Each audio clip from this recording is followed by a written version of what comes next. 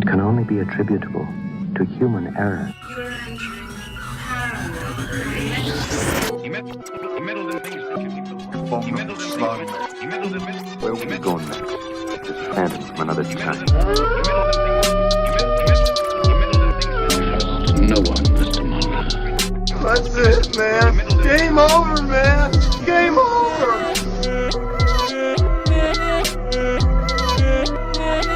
That is one big pile of shit.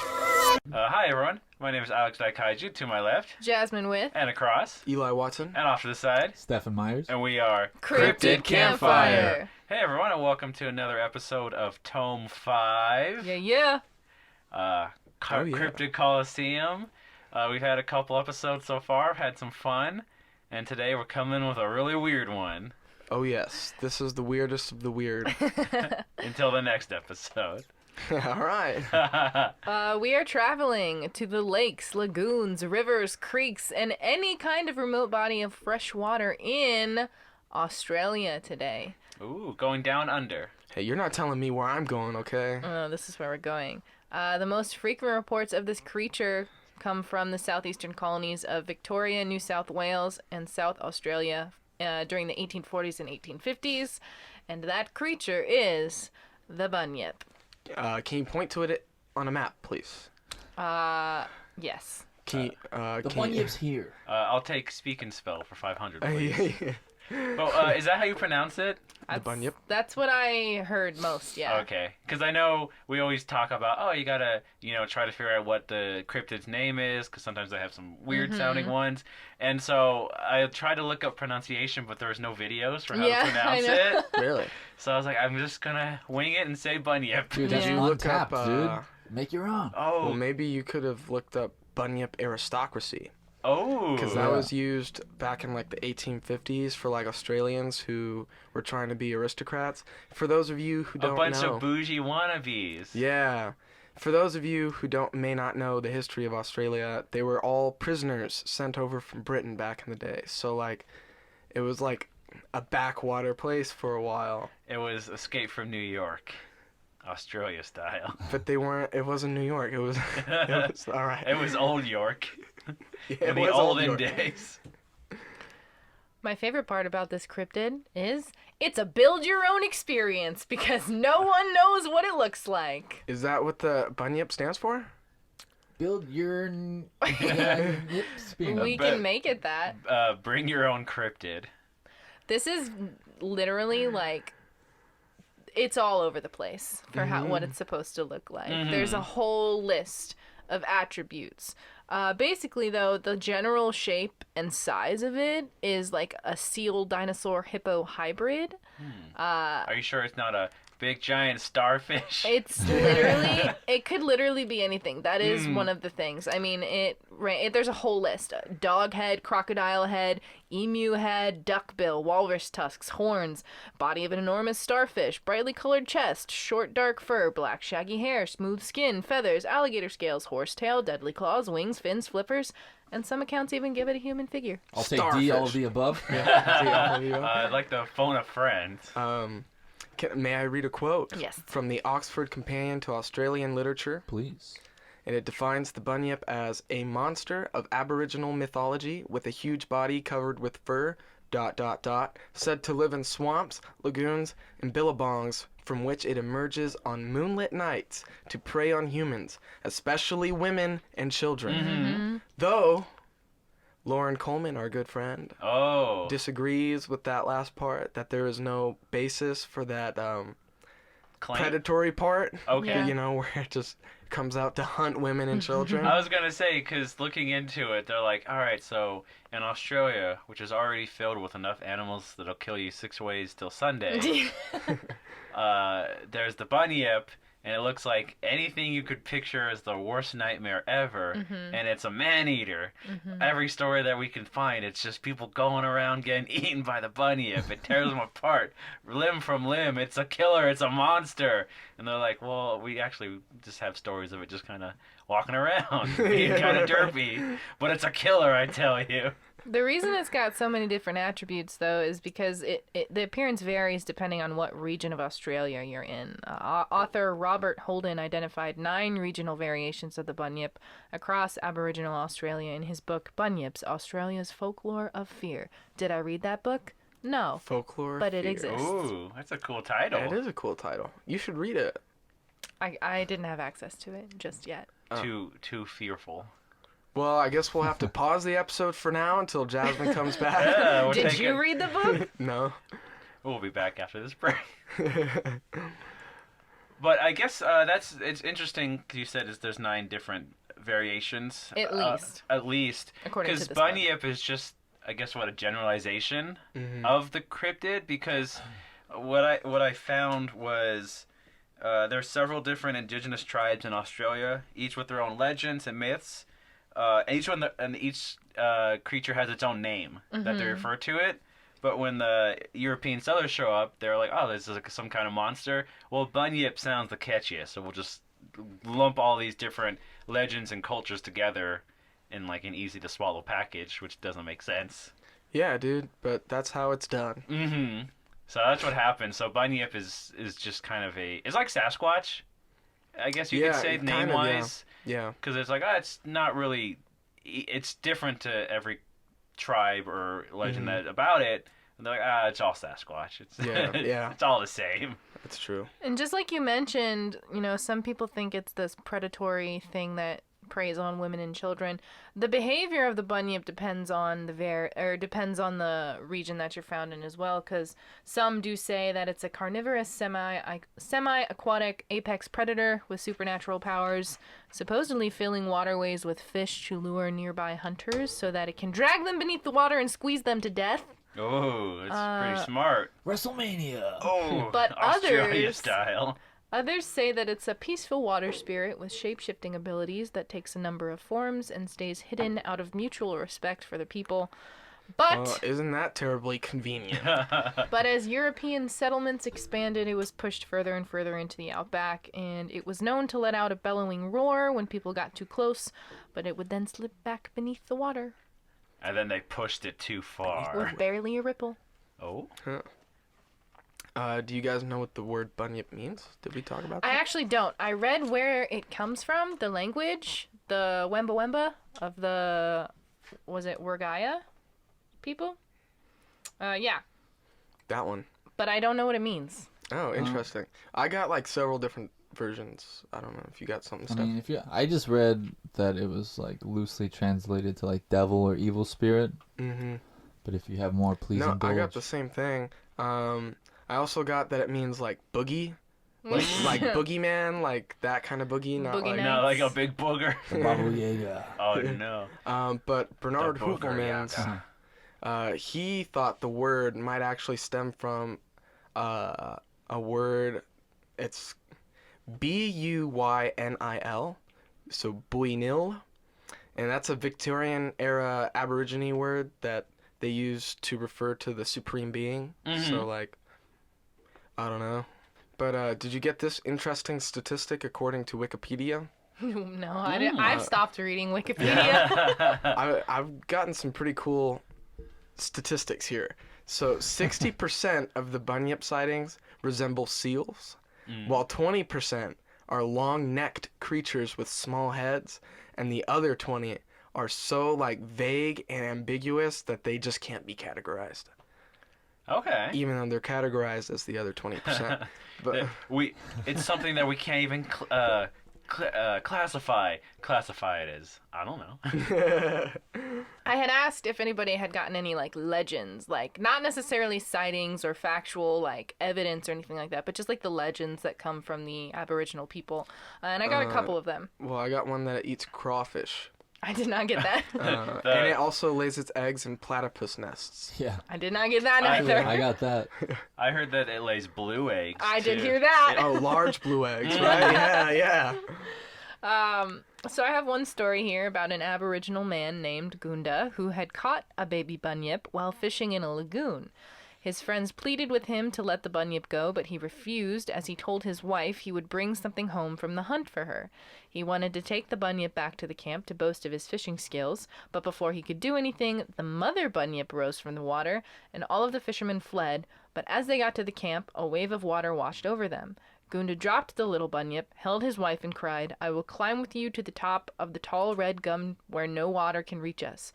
But as he spoke, he felt the water swirl around his feet, and as the water receded, he found that the men and his wife had been turned into black swans, and they never again became human, but at night sometimes he could hear them talk in their human voices as a reminder of the dangers of pride and arrogance. Ain't that always the way? Homie was gonna eat a bunyip, dude. I was gonna say, pride and arrogance. He's the one who picked up the baby bunyip. Who's like, "Hey, look at this little thing," and then they're like, "We punish you for your pride and your arrogance by turning everyone into swans for some reason." Well, he was gonna take it back and like boast about it. He was gonna, look what I caught. Look what I caught a baby bunyip, and now this is what I got to do. And then instead of turning him into the swan, he had to suffer through the punishment of his loved ones being turned into a swan and not being human anymore, and he had to live for the rest of his life with that regret. And that's like that's the new sitcom, My Swan Wife. My Tuesdays swan on wife. ABC. But one of the coolest things that I read about, because, legends like that, they don't usually have a date. They don't usually have a source. It's just stuff that's been passed down, through word of mouth. But one of the cool things I read about is there are actually ancient rock drawings of the bunyips that exist at Victoria's Grampians National Park in Southeast Australia. Whoa, dude, am I going there? I don't know. Are you going there? I don't know. You're already there, man. So Jake Goods, who's in, and I looked this up, and I'm still probably going to butcher it. It's like a 4-syllable word. It's spelled like this: ADNYAMATHANHA, which I believe the correct pronunciation is Adnamathna. Yeah, I gotta be honest, I lost track. I think I'm gonna say bunyip. No, he's an Adnamathna man who was warned about swimming in water holes in rivers at night when he was a teenager. He's quoted as saying, "I was told to watch out for the bunyips," but he's now a rock art cultural heritage protection specialist with Parks Victoria. There was a ranger named Kyle Hewitt who rediscovered the drawings, and this is recent. This isn't like years ago. Like these cave drawings were recently discovered when he was marking out a path that will form part of the Grampians Peaks Trail. So the paintings haven't been dated, but they are thought to be tens of thousands of years old. It's 4 red ochre bunyips, and ochre is that natural clay earth pigment, that are well worn out but still identifiable, drawn on the sandstone wall. So since the rediscovery, there haven't been a lot of people allowed into the cave, but this may change with the forthcoming opening of the full Grampians Peaks Trail later this year in 2020. The trail is set to pass about 50 meters from the Bunyip Cave, but they're not sure about what protection measures it'll have yet and who will have access to it. That'll be up to the traditional owners of the property, supposedly. I was gonna say they're gonna open it up as Bunyip Park. Bunyip Park. I just have a question. Yeah. How do they know it's bunyip? I don't really know. Oh. But they say it is, and they talk about all the legends and things like that, but that's the oldest proof I could find of the legend is these cave paintings that are supposedly tens of thousands of years old. So that's the furthest back I got for a date, and even then it still doesn't have a date. We're just told tens of thousands of years. Huh. That's crazy. I was gonna say I found one weird, I guess, story legend about the bunyip is because you're talking about they found cave paintings. That's kind of like the oldest maybe legend they have. I think I got this info from Wikipedia, so take it as you will. Yeah, all right. But apparently the bunyips are able to control and alter the water level of their home environment. Okay. So they can make it rise or fall depending on, I guess, the seasons. Whoa. And it's said that their roars can even terrify and cripple unwelcome guests in their territory. So, because they let out a loud yell, but apparently it can even kind of cripple people, maybe momentarily freeze them. And then they can even hypnotize people. Apparently there was a lady who was hypnotized by the roar of the bunyip, and she just kind of walked out into the swamp and became his slave for a few weeks. That's Okay. pretty wizard. She had to like clean up his like muddy water and change out the filter. Sounds like the Kelpie migrated, dude. Uh-oh. It's Australian kelpies. This time they're like sticky star horse seal monsters. But besides that, the earliest actual date that I could find anything from was 1818. Did you guys get that? Is that with Hume? Yes, that's with Hume. Hamilton Hume and James Meehan. They were in New South Wales. They were explorers, and they found unusual skeletal remains on a lake called Bathurst. They described the bones as resembling a hippo or a manatee, but they insisted it was something different. Like, they said, it looks like this, but we don't think it is this.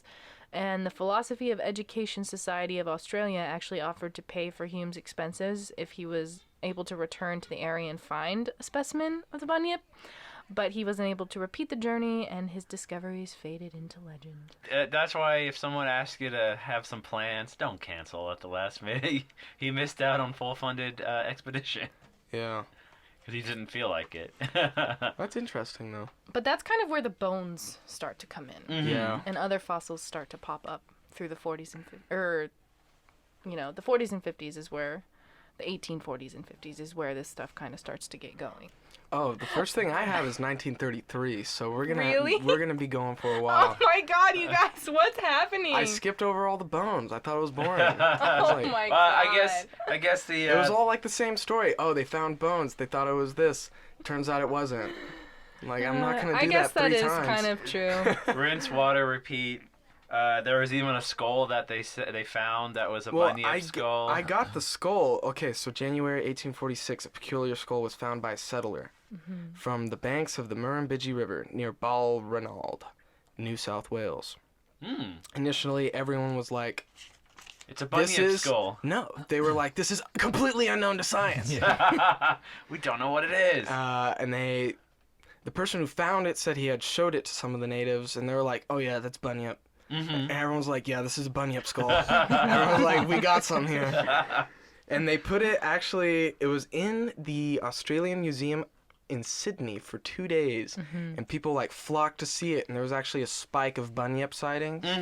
You know, because, bunyip's on the mind, So, but by July 1847, several experts had identified it as a deformed fetal skull of a calf.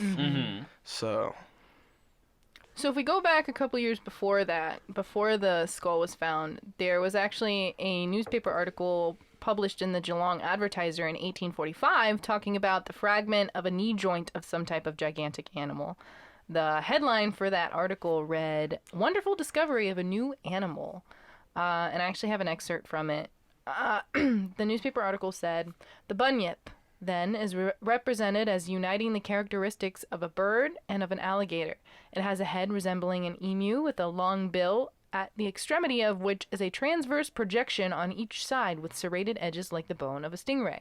Its body and legs partake of the nature of the alligator. The hind legs are remarkably thick and strong, and the forelegs are much longer, but still of great strength. The extremities are furnished with long claws, but the aboriginal peoples say its usual method of killing its prey is by hugging it to death. When in the water, it swims like a frog, and when on the shore, it walks on its hind legs, with its head erect in a position which measures 12 or 13 feet in height." The article also told a story about an incident where a woman was supposedly killed by a bunyip, and told of a man named Mumbaran who showed several deep wounds on his breast made by the claws of the animal. Yeah, dude, there's a lot of stories of women supposedly getting killed by a bunyip. That comes up a couple more times, actually. I was just trying to give him hugs. What do you It's lonely. It wants to come and hug people, but it doesn't know its own strength. Well, I also have this in 1852. Columbus sailed the ocean blue. Yeah, sure. So, escaped convict William Buckley, in his 1852 biography, writes that the bunyip was living in Lake Moduare. So Buckley writes, "I could never see any part except the back, which appeared to be covered with feathers of a dusky gray color, It seemed to be the size of a full-grown calf.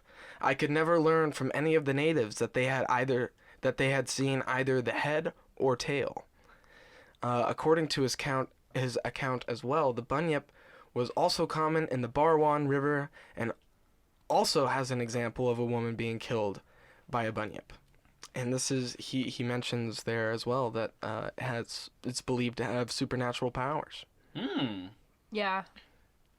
Sickness, disease, and other misfortunes. That's what he says. Yeah. He wanted to kill one, but never did. Yeah. Because he was afraid. Because he couldn't find it.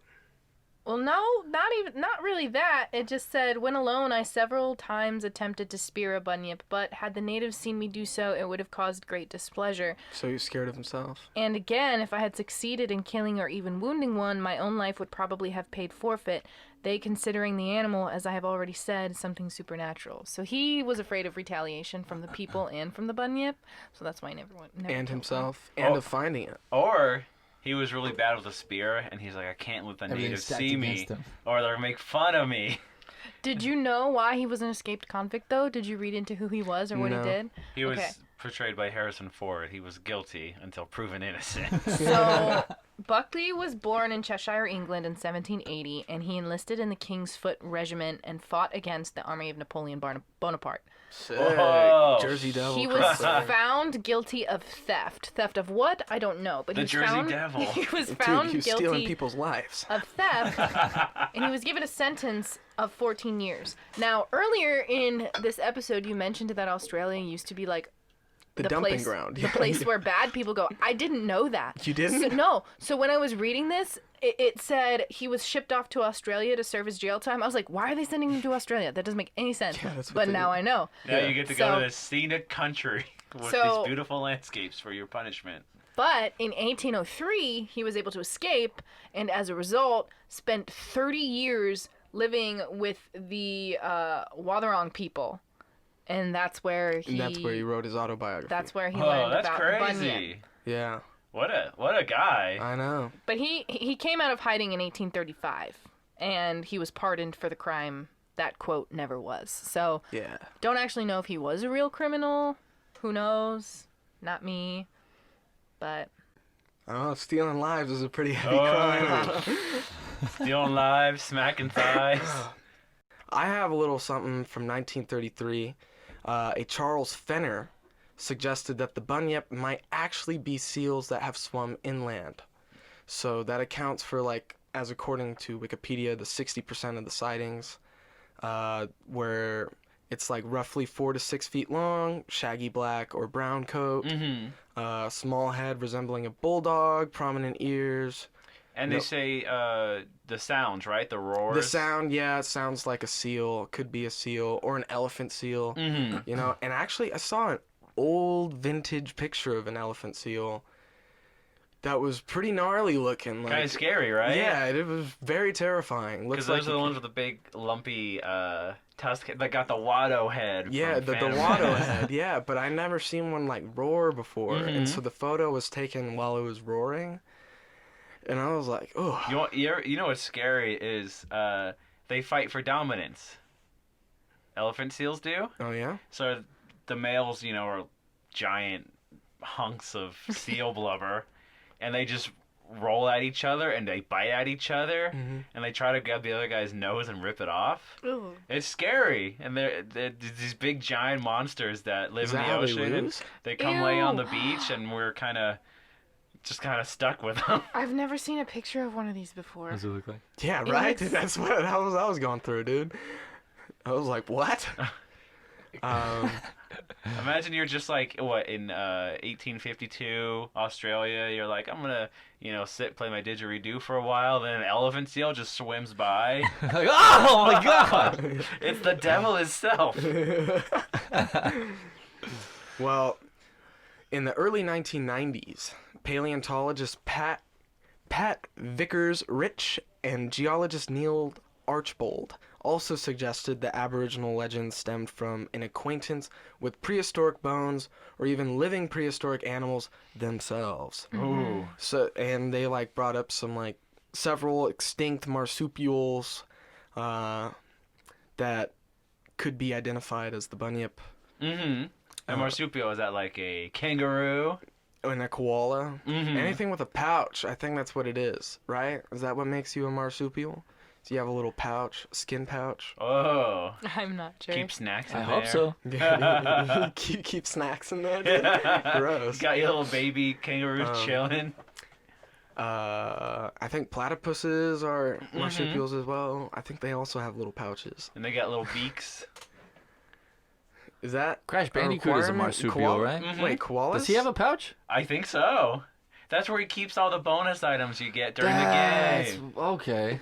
What? It all makes sense now. Okay. So this one will bring us back in time, but to the future Whoa. as well. A long time ago in the near future. Well, 2017, an article published in Australian BirdLife, written by Carl Brandt, suggested that the myth was inspired by Aboriginal encounters with the southern cassowary. And so... Which is a bird, right? Which is a bird. A big bird. And this brings us back to the article in 1845 in the Geelong Advertiser. That's the one. You got it, Jasmine. You know it. You know what I'm talking. So apparently the creature laid large blue eggs of immense size, possessed deadly claws, like Jasmine was saying, powerful hind legs, brightly colored chest, an emu-like head, which apparently all adds up to this southern cassowary, which I have looked at pictures of. And it can easily be mistaken as a 6-foot-tall monster. That swims in the water. Yeah. And lays eggs and has claws that rip people apart. Yeah, totally. I'm so like, I don't. Hey, nice try, thing. Carl Brandt. But Same thing with swamp gas. Yeah. Swamp gas keeps abducting people. Well, I just wanted to make a comment about what you were talking about, the extinct animals. Oh yeah, marsupials. Yeah, so in most of Australia, megafauna, which I've looked up before but can't actually remember what it means. I think it just means big animals. Big animals. Yeah, I big think so, animals. yeah. we make the joke how science is like there's two types of an animal. There's the normal animal, and then there's the big mega kind. The giant octopus. But most of Australian megafauna species are considered to have become extinct by about 40,000 years ago, although several exceptions are known. So, from what we know about storytelling in pre-literate societies, it seems likely that the original descriptions of the extinct Australian megafauna in Aboriginal people memories may have evolved through time, being successively applied to species that people feared or with which they were unfamiliar. So it's just that whole idea of like, oh, we saw this animal that we couldn't really identify because it's supposed to have been extinct and we don't know about it. So we're just going to call it this monster, this bunyip. Yeah. I mean, it's pretty crazy, too, because you figure, oh, like you mentioned, oh, you know, there's a megafauna that went extinct, except for a select few of them. Yeah. You're like, what's still alive? And because of all of the crazy, like, descriptions and, like, how inconsistent it is, there's that whole idea that, yeah, it could be, like, a shape-shifting kind of cryptid. But some researchers believe that the bunyip category is, again, like we mentioned earlier, kind of like that catch-all term. That is a category that may have included more than one cryptid. And there's no way to know. There's really no way to know. That's not the first time that's come up, though. I mean, like we said at the beginning, it's kind of like with Sasquatch. I can't remember. There's been a couple other ones where we're like, oh, it's just a catch-all term. Well, like, I feel like Thunderbird is almost a catch-all term as well. Yeah. Right? Because anytime anyone sees anything in the sky that's, like, big and bird-like, they're like, oh, Thunderbird. Yeah. Is that Superman I see? Yeah. Yeah, what was the other one? I don't know. Maybe Yeti? Oh, yeah, Yeti's kind of like, because there's, like, 5 of them, right? And they're there's just, like different inflections and meanings to it, and they're like, Yeah. it's all the Yeti. It's all the Yeti. It's just It's all marmalade jam. So I guess that brings us to our good friend Edwin Stockwheeler. Mm-hmm. And so I guess this brings us back in time Far to away. the year 1857. It's a good year. May heard of it. All right, so I'm going to have my friend Stefan read this quote for you. And this is a newspaper report. I don't really know you that well, dude. So it doesn't specify what newspaper, I don't believe, but it is an article Nah, yeah, it titled just says newspaper. The Bunyip. Yeah. So, please. Okay. Amongst the latter drawings, we noticed a likeness of the bunyip, or rather a view of the neck and shoulders of the animal. Mr. Stockwheeler informs us that the bunyip is a large freshwater seal having 2 small padules or fins attached to the shoulders, a long swan-like neck, a head like a dog, and a curious bag hanging under its jaw, resembling the pouch of a pelican. The animal is covered with hair like the platypus, and the color is a glossy black. Mr. Stockwheeler saw no less than 6 of these curious animals at different times. His boat was within 30 feet of one near McGuire's punt on the Goulburn, and he fired at the bunyip but did not succeed in capturing him. The smallest appeared to be about 5 feet in length, and the largest exceeded 15 feet. The head of the largest was the size of a bullock's head and 3 feet out of water. After taking a sketch of the animal, Mr. Stockwheeler showed it to several blacks of the Goulburn tribe, who declared that the picture was Bunyip's brother, meaning a duplicate or likeness of the bunyip. The animals moved against the current at the rate of about 7 miles an hour, and Mr. Stockwheeler states that he could have approached close to the specimens he observed had he not been deterred by the stories of the natives concerning the power and the fury of the bunyip, and by the fact that his gun had only a single barrel and his boat was of a very frail description. Ooh. So he said right at the beginning they were seals, didn't he? I think so. But Oh. everyone just kind of latched onto the part Yeah. where they're like, Bunyip. Well, also, there's that great line to where it's like, he wanted to go closer, but he feared the power and the fury of the bunyip. You're like, oh, that sounds cool. Now, the whole reason he wasn't even out there was because he's an artist, right? I think so. He was reportedly out there to make a drawing.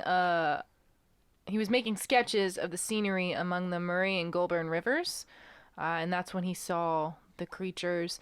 And I think I mentioned this to you before we started recording, and you were going to kind of go back on it. But the sketches he made were apparently incorporated into a diorama that was said to be over a mile in length when assembled, but the work of art has been lost over the years. Yeah. And so, yeah, the lead up to that is that he saw all of this in the newspaper, Mm-hmm. and everyone was latching onto the bunyip sightings, and they're like, oh, so you saw the bunyip, and it was like 3 feet long, it had like, the neck, and he sent this to the Bendigo Advertiser. Sir, having seen in the Advertiser of Monday last an extract from an Adelaide paper on the subject of the bunyip, I think it my duty to prevent anyone from forming incorrect ideas to say that the descriptions given of my accidental meeting with a strange animal in the Goulburn River differ much from my own account of it, and had I known that it would have appeared in print, I should perhaps have been still more careful in my choice of words. In the first place, I do not call it the bunyip, nor did I ever say positively the size of it, as I never saw the whole of one. A description of it would be difficult unless accompanied with a large drawing.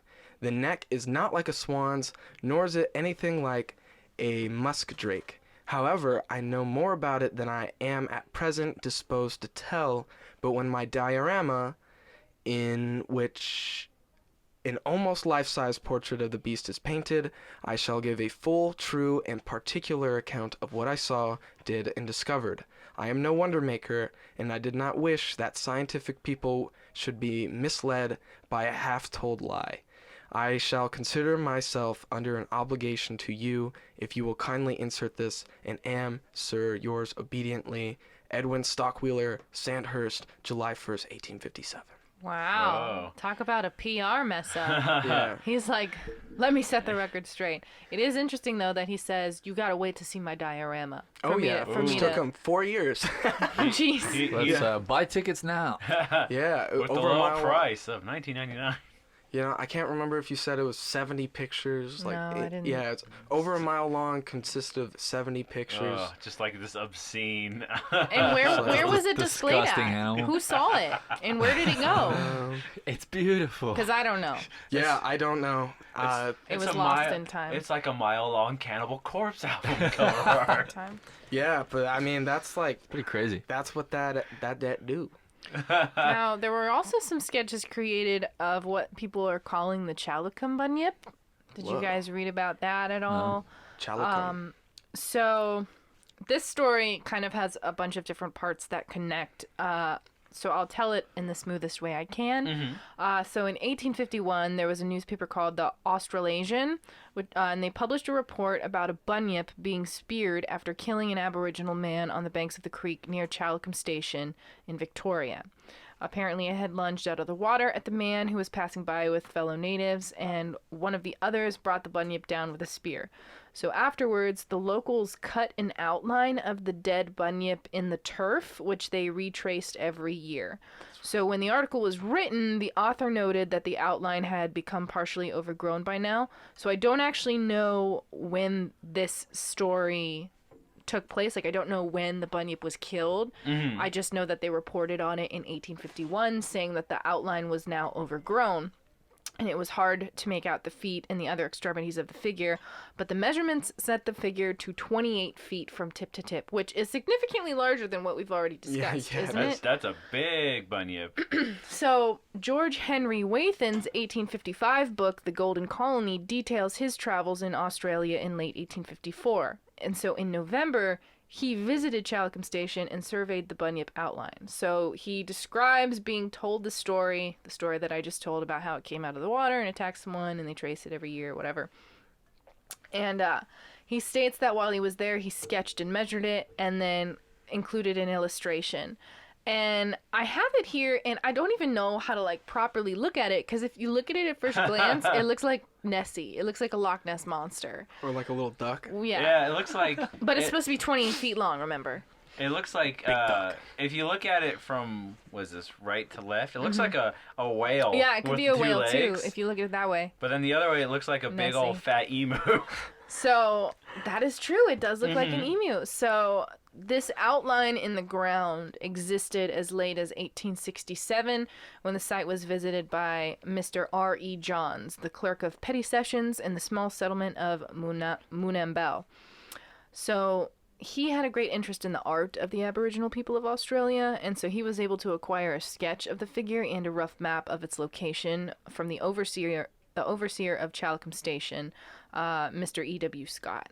So he preserved the sketches in his notebooks and wrote his own notes about the matter, and he also made a map of the outline's location, but the area was soon settled by new European arrivals, and even though the outline had been fenced off for a period of time, the land was eventually used as a grazing pasture for sheep, and the outline was lost. The disrespect. But he has some notes on the figure, which I'm going to read.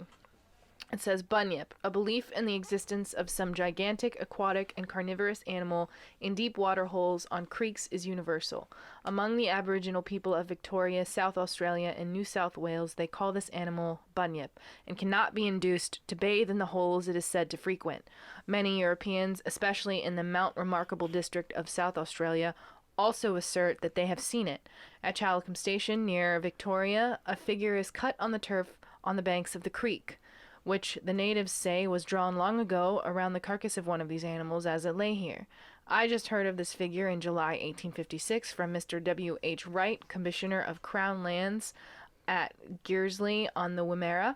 He told me that the Aboriginal people were in the habit of visiting the place annually and tracing and clearing the outline of the figure afresh. I have since learned that the large waterhole near it is said to still be haunted by a bunyip, and that an old shepherd positively asserts that he once saw it and will not even now leave his hut after nightfall. Dang, dude. So bunyip in the ground. Ooh, scary. But not anymore. But I find that interesting. Like, we've always had weird stories that we've talked about on the podcast of, like, the way that people revisit legends, but that's so strange to me that they would outline a dead carcass. Where did the carcass go? Like, what did they do with it? Did it just sit there? They had a They big ate it? feast.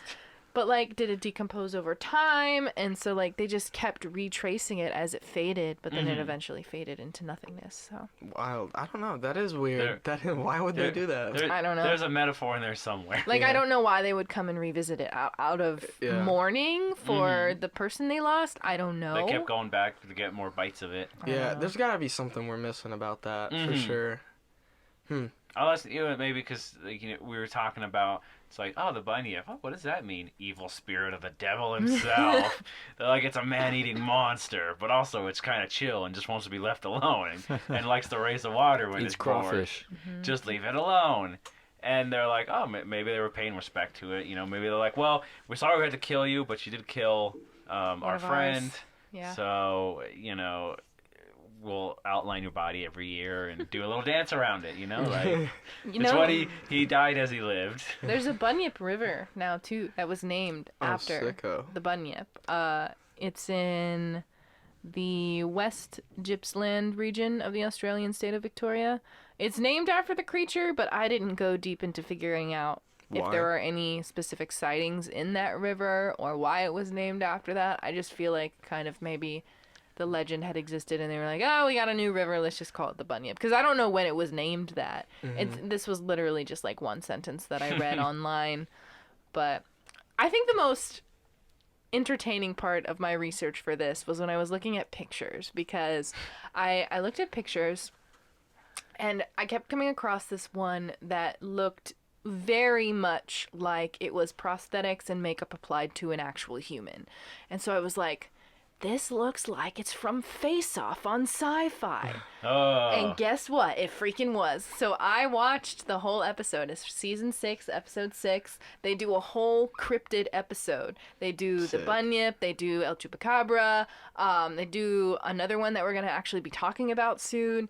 And so I watched this whole episode, and it was really cool. The artists' names were Rashad Santiago and Graham Schofield.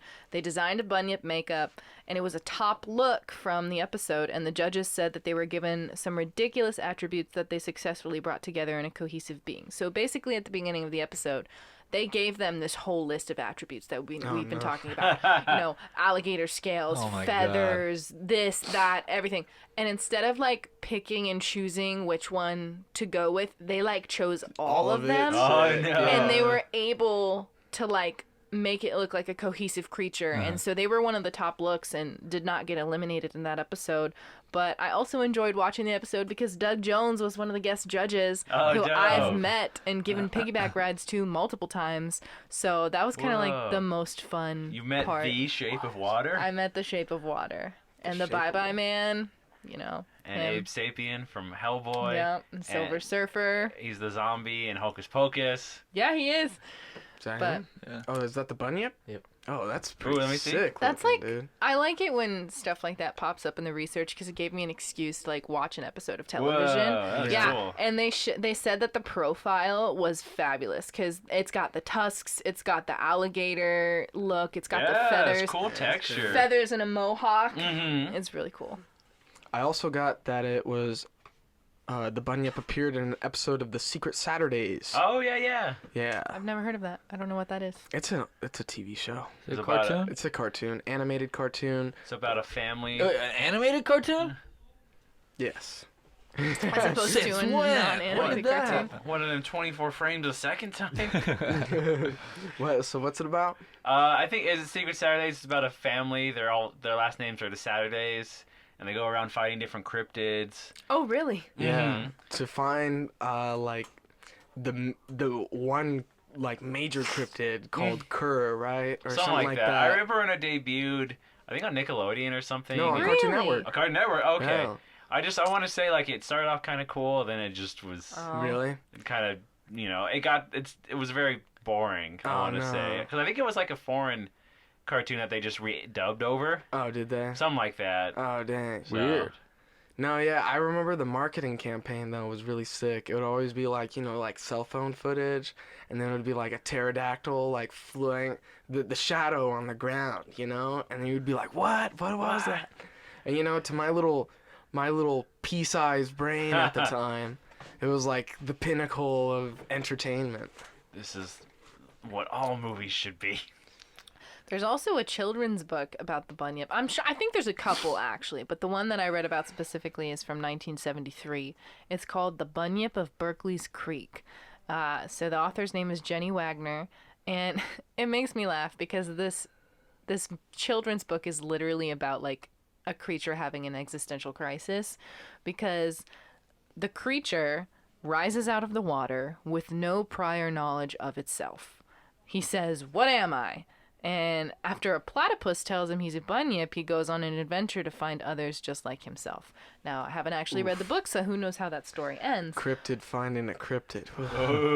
But that's super meta. That should be the next Pixar movie. Isn't that what Missing Link's about? I don't know. Finding the missing link? No, Bigfoot finding Bigfoot the trying Yeti. to find the Yeti, Yeah, right? it's like, But there's a statue of this little bunyip that looks mostly just like a cow. It's outside the State Library Victoria in Melbourne, Australia, and it's a little sculpture, and it was unveiled in 2012 during the library's Children's Week. So I think that Cool. was cute. Yeah. You know, it's funny because, we're talking about the pulp culture and, like, bunyips all over the place in Australian, like, just entertainment. Like, yeah. It's like on TV shows all the time. It was slang for, like, bougie people showing up. The Yeah. bunyip aristocracy, is that what it was? Aristocracy. Yeah. Aristocracy. The bunyip was even referenced in Godzilla, King new of the one. Monsters. Yeah, Yes. that's right. Yeah. There's Yeah. because there's that part where there's like a big map of all the titans that are monarchs been keeping an eye on, and there's one in I think it's in Australia. I was like, where I are was we? just waiting for it. I was waiting for it. But they got the little marker and it's called the bunyip, and they did concept art for it too. Oh, whoa. So the bunyip's a titan? In Oh, that's pretty rad. yeah, dude. in, Massive kaiju. I was looking it up, and so there's all the titans are more or less inspired by different cryptids. Oh, wow. So there's the bunyip. They had one that was going to be like a Fiji mermaid type one. Oh. Cool. And a few other ones. But the bunyip, the concept art, maybe he'll show up later, but it's like a big giant, like a dog almost, that's covered in like black fur, but it's got big giant saber-toothed fangs, Whoa. but it can like swim. Oh, wow. So it looks pretty cool. Can we have King Kong versus Bigfoot, but with like Bigfoot being the size of King Kong? It's just like, they're like, oh, you got the Harry and the Hendersons. They're like, that's the baby one. He gets bigger. He gets big. He gets the size of King Kong, giant Bigfoots roaming the Pacific Northwest. Yeah. Speaking of battles, though, are we ready to find out who's going in I'm the Coliseum ready. with the Oh. bunyip? Yes. Alex, what's the battle this week? So today we have the camera panning across a giant desert. The camera leads up. There's skeletons littering everywhere in this desert, leading up to the giant structure. A big banner across it reads, Cryptid Coliseum. There's the deafening roar of the crowd as they hammer and haw, raise their flags. But there's something different today. Oh. The arena's floor has been modified. In its place, a big giant pool. Okay. Inside that pool is a big drain pipe with a big gate interlocked across it. The gate lifts up slowly, and out shoots a 7 to 8 foot inky black figure swimming through the water. Oh. It does a circle around the arena and jumps up onto one of the outcroppings littered throughout the arena. It's a giant, 7 foot tall, almost steel-like creature. It has big golden eyes that are wise as it scans the audience. It stands upright looking. It has a giant mane of black fur that goes from the top of its head all the way down to its back. And it has a long, almost lion-like tail that has a stingray barb at the end of it. It looks up into the crowd as everyone goes silent. And then suddenly, something flies across the sky at a hurtling speed. Oh, no. The shock wave is so intense that it breaks apart some of the audience, and people go flying into the air. The shape goes all the way around and stops at the top of the arena. It's a juvenile Thunderbird. Oh, whoa. Not one of the big grown-up kinds. It's a 15-foot-long wingspan of a juvenile male Thunderbird. He's in the middle of molting still, so he has scattered feathers on his head that look like a mohawk. Nice. Oh, sick. It hovers above the arena, outstretching its wings, and lets loose a piercing screech. And then it shoots out an electric bolt towards the location of the bunyip. Homie's just gonna get fried. For what we have here is two mythical spirits squaring off. The ancient Bunyip and the young Thunderbird. The lightning bolt shoots out towards the Bunyip and he gets hit, but there's no effect. His leathery hide is a natural electricity deterrent. The Bunyip pauses, lets out a vengeful cry, and whips its tail with such ferocity that the barbed part snaps off and starts hurtling towards the Thunderbird up in the sky. The barb hits straight in the Thunderbird's right shoulder. Whoa. It lets out a piercing scream and starts falling down towards the center of the arena. It reaches out its talons as its wings are flapping behind it as it cannot fly. As it's falling towards the center of the arena, the Bunyip reaches up with its claws, jumps towards it, and in the midair they collide, and it goes to black. Goes to black. What do you guys think would win? The Bunyip versus a Thunderbird? America or Australia? Jeez. Let us know in the comments of the Instagram post that should be up as of today. And yeah, I think that's it for the Bunyip. Indeed Yeah. it is. We got to learn about the history of it, the location, some legends, lore, all the wackadoo characteristics that this bad boy's gotten throughout the years. It's all over the place. And I mean, as far as the other cryptids we've talked about, this one's just all over the place. Characteristic wise, lore is kind of hard to find by. A lot of misappropriation of different cultures' legends. Yeah. So we really don't know what the Bunyip is. I like the idea of create your own cryptid though. Like a 'Cause, Mad like, Lib. you can just pick what attributes you want from the Bunyip and make it your own. Yeah, I mean, if you want, just a big starfish. Somebody got real lazy with their Bunyip. That's the weirdest one. Like, Yeah, right. everything else makes a little bit of sense. Like, the head of this, the body of that, the feet of this, whatever. But this one's like, nope, it's a starfish. It's a starfish. It's a giant starfish. yeah. But I think that's it, huh? I think that's it. So if I want to find you online, Alex. Well, if you want to find me on Instagram and Twitter, I'm Alex Daikaiju. That's Alex Daikaiju. I do a lot of cryptid art and just general art, so go ahead and check out my Instagram.